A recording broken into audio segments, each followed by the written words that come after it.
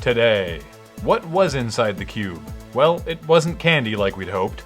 This is CheckPoint.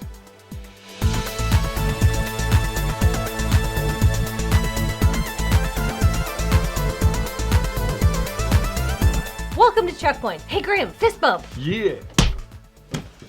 Major League Gaming has banned the FAL assault rifle in Call of Duty Black Ops 2 competitions. In the same way that pro athletes use specialized equipment, esports FPS players frequently use modified controllers that let them depress the buttons faster and shoot more quickly.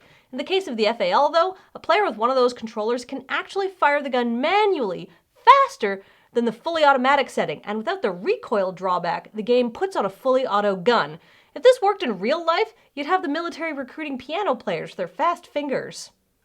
Rajat Taneja, EA's chief technology officer, has released a hyperbole-laden blog post about the state of next-generation consoles and about how it starts with the raw horsepower of the platform, which catalyzes the imagination and will power the next wave of innovation in entertainment. If you take this article at face value, you would believe that apparently the only reason Electronic Arts has ever made a bad game was due to lack of processing power. From now on, though, all games are perfect. The golden age is upon us. Everyone else can stop. Sony has confirmed that the PS4, which is just sounding better and better every day, will require games to be compatible with Remote Play on the Vita, assuming your game doesn't already need some crazy hardware peripherals. This is markedly better than the gamepad support on the Wii U, which only works on select games. Turns out, if you're gonna steal an idea from Nintendo, but make it better, it's actually pretty sweet. And now my Vita has a purpose other than Persona 4. Just this month, 13 years after the game was released, a new side quest in Final Fantasy IX has been discovered by the Western world.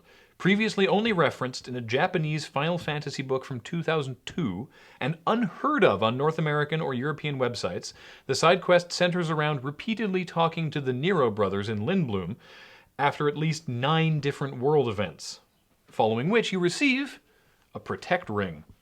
So there you go. It's kind of lame and not super interesting, but we know you're going to use this as an excuse to play through the whole game again. Just consider yourself warned.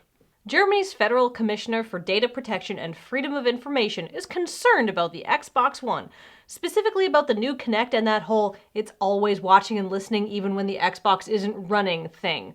Since Microsoft is being woefully tight-lipped on all manner of details, the commissioner thinks it might be some sort of violation of German privacy laws. He says, "The fact that Microsoft could potentially spy on my living room is merely a twisted nightmare," which is just super German. Now, Microsoft has said that the Kinect is only on so it can listen for the Xbox on command, and that the data is not stored or transferred anywhere, but that just opens up a philosophical quandary. If the Kinect sees you dancing in your underwear to Nicki Minaj, but it doesn't tell anyone, should you still be embarrassed? It's over! We cracked it! We finally found out what's inside the Curiosity Cube!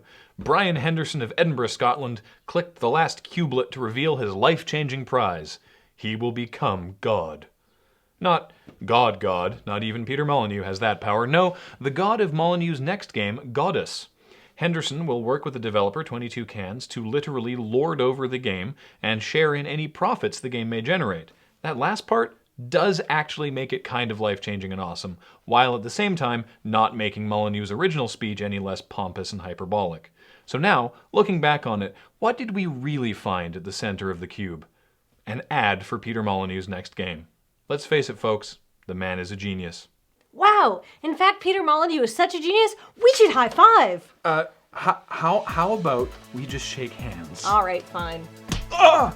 How are you so bad at this? I'm doing it on purpose!